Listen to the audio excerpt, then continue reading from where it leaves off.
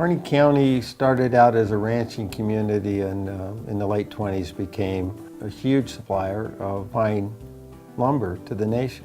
Changes to national forest policy at the national level undermined the ability to harvest, and the long-term 50-year contract that Edward Hines Lumber Company expired.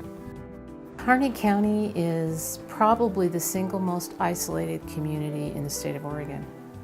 We're 130 miles from anybody. Because of that, we have to rely on each other. We don't have tsunamis coming here. We could have earthquakes. A forest fire could take this entire town out, and there's no way we could stop it.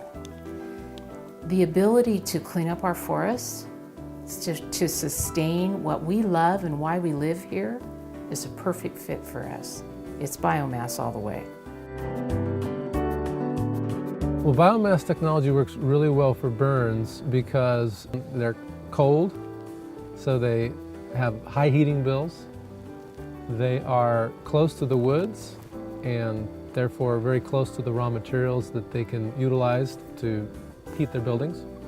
And 3, they are culturally used to working with the forests around here, and so it's a technology that fits all 3 of those aspects. Every time there's a logging project, they have tons of logging slash, and they either burn it, put the smoke and the carbon into the air, or we have an opportunity to grind it up and bring it down here and use that. Had it been burned in a pile, it would have been a low temperature fire producing a lot of smoke and particulates. Here, it's very clean.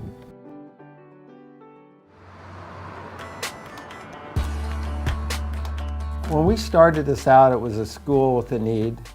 The county with a boiler that had just been condemned, and we were told we could run it through one more winter, but then we had to figure out something different.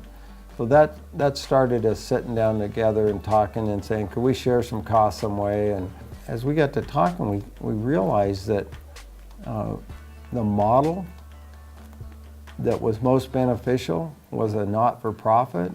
And then the light bulb went on for all of us, and we said, this should be a co-op. Well, we couldn't have done this without public partners. We started the project with help from the Oregon Department of Forestry.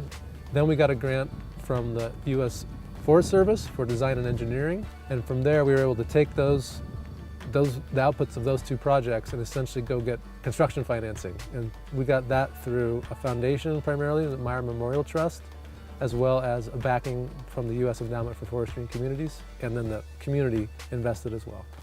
We anticipate the cost being very predictable and being at that level, or perhaps even slightly less, so very predictable cost of heat for the school system for the next 25 to 50 years. This will give us the opportunity to have a massively more affordable heat. I'm talking 80% reduction. That's like something out of the land of Oz, and that will make a huge difference in where that money goes for services, for employment, and for development.